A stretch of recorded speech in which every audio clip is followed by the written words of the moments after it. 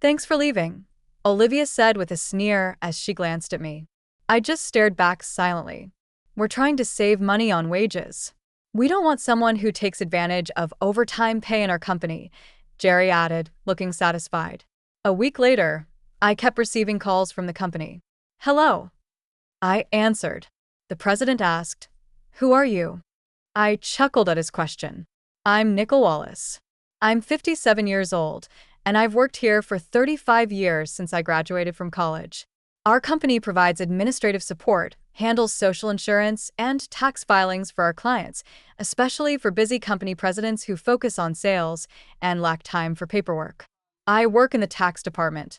I earned my bookkeeping and tax accountant qualifications in school, which led me to join this company. Currently, I manage 41 clients, keeping me quite busy.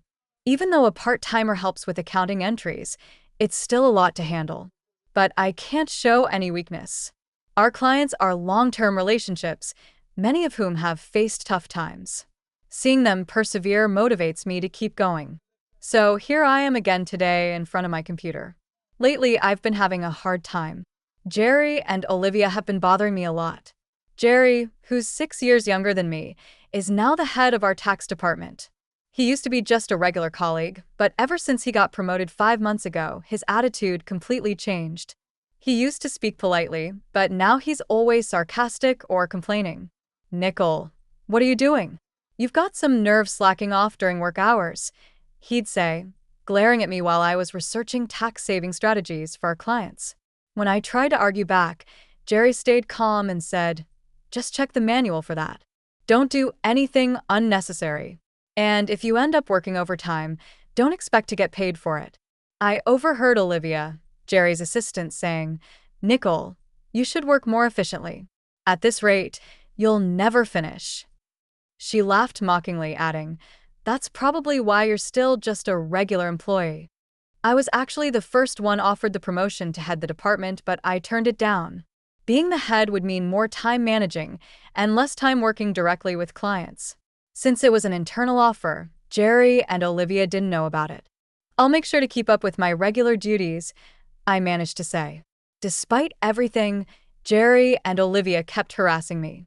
You're racking up overtime again. What a waste. Jerry's angry voice echoed today. Nickel, enough already. Your constant overtime is dragging down the whole tax department's performance, Olivia sighed. The reason for yesterday's overtime was simple. Jerry had let a month's worth of declaration forms pile up, all due by the end of the month. After yesterday, he abruptly dumped several client files on my desk. My heart sank when I saw them. Wait, aren't these all due this month? I asked in confusion. But Jerry was already packing up. I'm leaving. Take care of these, he said briskly and hurried out of the office. Good luck, Olivia added, following Jerry with a mocking laugh. Unbelievable. I sighed as I opened the client files left on my desk. Some of them were supposed to be Olivia's responsibility. I sighed even deeper. I understood why Jerry was harassing me. They wanted me to retire quickly. I have more experience and deeper knowledge in taxation than him, so other members of the tax department often come to me with their questions instead of Jerry. There are other reasons why everyone avoids Jerry. He looks oily and unfriendly. The only female employee who stays close to him is Olivia. Jerry has a preference for younger women. That's probably why he wants me to retire, so the other female employees will rely on him more. It's such shallow thinking. It makes me uneasy. Also, he simply doesn't like me. Olivia was harassing me to gain favor with Jerry. Since Jerry evaluates the tax department's performance, she probably aimed to undermine me to get a good evaluation from him. Anyway, I have to handle these declarations. I need to prepare tax forms for my assigned companies, but it seems like I won't finish today's work either. If I try to claim overtime, I'll just get complaints from Jerry and Olivia. So I resign myself to working unpaid overtime. One day, I was suddenly summoned to the president's office. Our company had recently undergone a change in leadership. The founder's father, who had been running the company, had fallen ill, and his son, who previously worked elsewhere, took over despite being unfamiliar with our operations. Excuse me, I said as I entered the president's office. I noticed Jerry and Olivia there, both wearing unpleasant smirks. Why are Jerry and the others here? I muttered quietly, trying not to be heard. In this tense and strange atmosphere, the president spoke. Nicole, we need you to resign by the end of this month. Excuse me? What do you mean? I asked, feeling bewildered. I've been informed by Jerry and Olivia that you've been billing excessive overtime.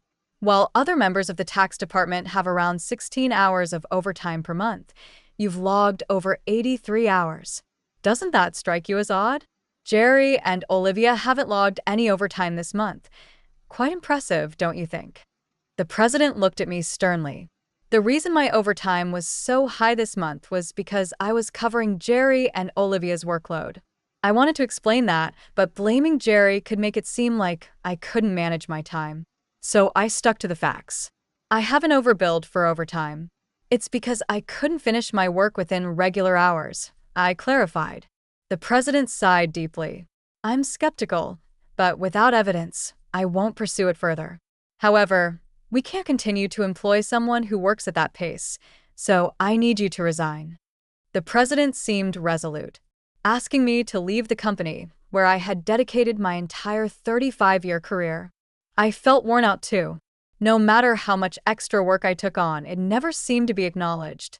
Instead, I ended up shouldering Jerry and Olivia's responsibilities as well. Yes, I understand. I'll resign at the end of this month, I repeated to the president, realizing I had already agreed to it. I glanced at Jerry and Olivia. They were smiling smugly, clearly pleased with the outcome. After leaving the president's office with them, Olivia sneered at me, saying, "Thanks for quitting." I just stared back at her silently. Jerry echoed the sentiment, looking down on me as well. "We're cutting labor costs. We don't need someone who takes advantage of overtime pay at our company," he added, seemingly pleased.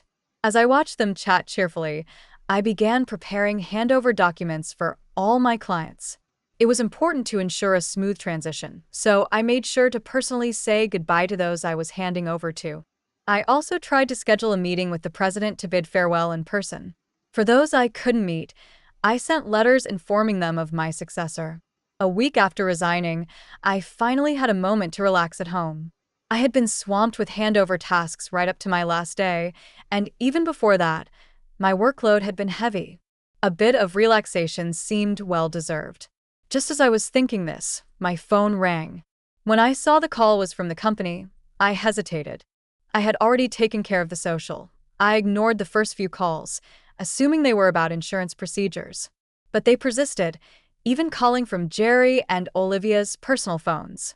Perhaps they hoped I would answer if it seemed urgent. Eventually, feeling reluctant, I picked up. "Hello, Nicole.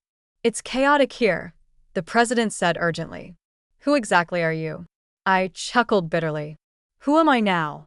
Just an unemployed woman.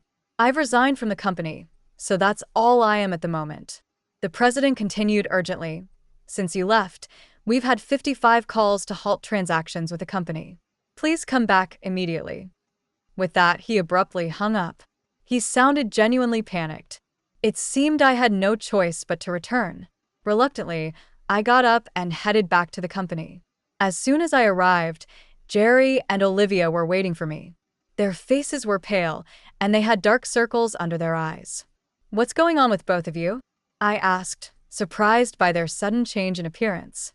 Jerry glared at me and said sharply, "Since you left, we've been bombarded with calls to stop transactions. Not just from your clients, but also from potential new clients we were about to onboard." "What did you do?" Olivia also eyed me suspiciously. I never imagined Nicole would stoop so low. "I'm truly disappointed," Jerry remarked, his voice filled with disillusionment. The reason for their worn-out appearance was likely due to handling all the cancellations. I hadn't taken any actions against the clients, but I had a hunch why they were canceling their transactions. "Well, these cancellations seem inevitable now," I muttered quietly. "So you did do something," Jerry erupted. "Get to the president's office immediately." He then hurried me along to the president's office, with Olivia following closely. "President, I brought her," Jerry declared forcefully as he swung open the door, with Olivia entering hastily behind him. "I've been waiting," the president said, fixing his gaze on me. Jerry accused me as if I were the culprit. It appears that Nicole was involved in the cancellation of transactions with our clients. We should not only have her resign, but also consider legal action for damages. Olivia argued vehemently, choosing her words carefully in front of the president. The president ignored Jerry and Olivia's interruptions and turned to me again. Why did so many companies stop transactions after you left? I took a deep breath and replied firmly. It's simple. Our clients didn't just need basic tax management. They valued the personalized tax saving strategies I offered. They could get cheaper services elsewhere, but they chose to stay with us because of the tailored approach I provided. Jerry snapped at me. Who do you think you are to talk like that to the president? Do you really believe you're that indispensable? That's absurd. It has to be Nicole's doing. Olivia taunted. The president's expression was serious. Jerry and Olivia, you focus on operating strictly by the book, optimizing efficiency. But Nicole's approach involves more than that. It's about offering custom strategies that benefit our clients individually. One-size-fits-all solutions don't always meet their needs, which is why many valued Nicole's contributions and chose to remain with us. Jerry groaned, visibly frustrated. How can we justify spending so much time on each client's case? It's inefficient. Yeah, it's not practical, Olivia added emphatically. The president sighed deeply and revealed, actually, I just spoke with Dad, the former president. Some of the clients who stopped transactions went directly to him to discuss Nicole. I was taken aback by this unexpected turn. I hadn't realized the extent to which clients valued my contributions. Dad mentioned that the tax department thrived because of Nicole. She not only managed her own clients exceptionally well, but also supported her colleagues' clients, offering expertise that Jerry can't match. Dad also mentioned that if Nicole hadn't declined a promotion earlier, she would have been in a higher position than a department head by now, the president said with a troubled expression. No way, Olivia exclaimed, clearly shocked. It seemed she couldn't fathom the idea of me potentially being her superior. The president continued, his tone regretful. I deeply apologize for asking you to resign, Nicole. Can we rescind your resignation? You're indispensable to our company. I was genuinely pleased by the president's change of heart, but I hesitated to accept it. Before I could respond, Jerry interrupted forcefully. President, what do you mean she's better than me? I can't accept this. Jerry was visibly upset, his voice betraying his frustration. Olivia joined in, protesting. Jerry is an excellent leader who genuinely cares for his team. Are you really favoring Nicole over him? That's unfair. The president fixed a stern look on both of them. In fact, since Nicole resigned, we've been receiving numerous complaints from the tax department. It seems that both of you have been offloading your responsibilities onto others, haven't you? What? That's not true. Jerry's face paled, his denial immediate. The president spoke with a look of disappointment. I've heard from the staff, Jerry. You've been delegating the preparation of your clients' declaration forms to your subordinates, even assigning Olivia's workload to them for many clients. Beside Jerry, who grew visibly paler, Olivia trembled when her name was brought up. There have been reports that you shifted your responsibilities to Nicole before she resigned. Jerry, you even called her a time thief. It seems the roles have been reversed, haven't they? The president sighed heavily. No. That's not true. Jerry stammered, clearly flustered and unable to defend himself. Watching Jerry and Olivia both turn pale, the president continued sternly. Furthermore, there have been reports of a relationship between you two. You've been seen leaving work together frequently. But Jerry, aren't you married? The president's glare intensified as he looked at Jerry and Olivia. I was simply mentoring Olivia in my role as her superior. Nothing more. Jerry struggled to explain. But the president produced several receipts. These are expense receipts flagged by the accounting department. Dining expenses claimed by Jerry. Who were these meals with? Certainly not clients, right? Jerry was sweating profusely, unable to answer. Olivia's face turned ashen. Jerry and Olivia, not only have you neglected your responsibilities and inflated expense claims, but you've also engaged in an inappropriate relationship within the office, despite being married. According to company policy, I am terminating your employment Effective immediately, the president stated calmly and decisively. Jerry and Olivia pleaded desperately. Please wait. I'll retract the expense claims. Just don't fire me. I have a family. Jerry begged, trying to reverse his termination. Olivia echoed his plea. Please, I don't want to lose my job. I'll apologize to Nickel and others for dumping work on them. Olivia was visibly on the brink of tears. Realizing the gravity of being fired for neglecting her duties and having an affair with a superior, she must have been deeply concerned about her reputation. Trying to offer some advice, I said to Jerry and Olivia, "Why continue to resist? It's not helping your situation." Jerry shot me a glare. "Shut up. What could someone like you possibly understand?" I sighed and replied, "Jerry, it was your actions that led to my resignation. It's just karma. What goes around comes around. Perhaps it's time for you to take responsibility and do some self-reflection." "Damn it," Jerry exclaimed in frustration, while Olivia bit her lip anxiously.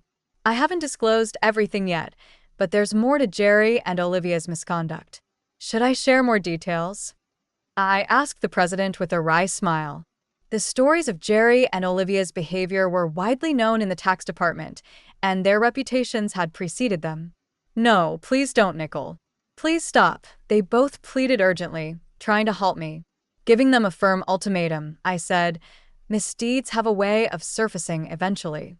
It might be in your best interest to confront reality before it escalates further." At my words, both Jerry and Olivia fell to their knees. The president wasted no time and terminated their employment on the spot. Later, I disclosed their wrongdoings, which included Jerry fabricating business trips to spend time with Olivia for days, as well as pressuring disliked employees. Colleagues were forced to resign by unfairly reprimanding them and imposing sudden, unreasonable deadlines. Former employees who had resigned had asked me to keep quiet initially, but now that they were happily employed elsewhere, I felt it was appropriate to speak up. The president was incensed by the revelations. He expressed his anger by docking their final salaries and announced plans to conduct a thorough investigation into past inflated expense claims. Tearfully, Jerry pleaded with the president, "Please don't dock my salary. What will I say to my family?" Eventually, Jerry's affair with Olivia came to light to his wife, resulting in their divorce. Both now face claims for compensation in the divorce proceedings. For some reason, Jerry reached out to me, pleading, "Please, can you convince the president to reconsider the termination? Olivia and I are in serious trouble now." Jerry and Olivia were having a hard time finding new jobs because the tax industry is tight-knit.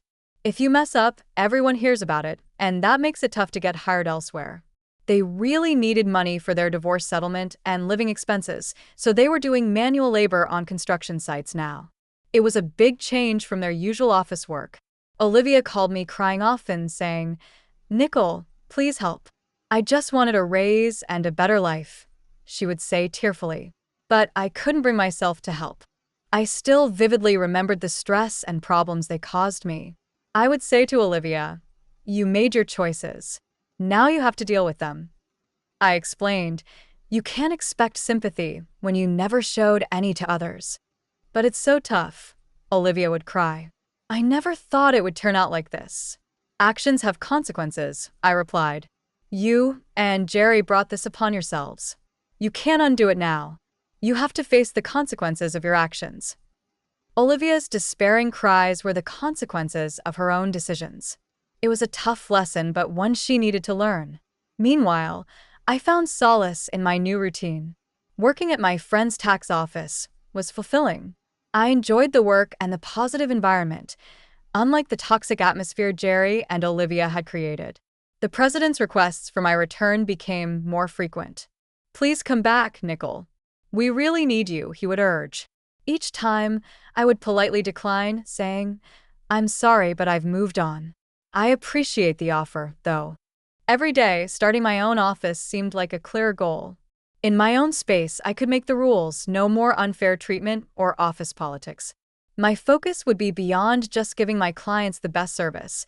I wanted to build relationships based on trust and respect. In this new phase of my life, I finally felt at ease. I felt lighter, free from the burdens of the past. My days had purpose, and my nights were calm, without the anxiety that used to bother me. Looking ahead, I saw endless opportunities. I could learn more, face new challenges, and create something from scratch. My second chance was just beginning, and I was eager for what lay ahead. Freed from the negativity of my old job, I embraced the opportunities ahead with enthusiasm. As I planned my new business, I recalled the support and trust my clients had shown me. They were my motivation to stay in this field. Their faith in my abilities formed the bedrock of my new venture. With them in mind, I felt confident in my future success. Though my journey had been challenging, it had also made me resilient. Strengthened by my experiences, I was prepared to turn the page and embark on a new chapter with renewed vigor and a clear vision. Ultimately, Olivia and Jerry's setbacks served as a stark reminder of the importance of integrity and respect in the workplace. Their story underscored my commitment to fostering a positive and supportive environment in my own office.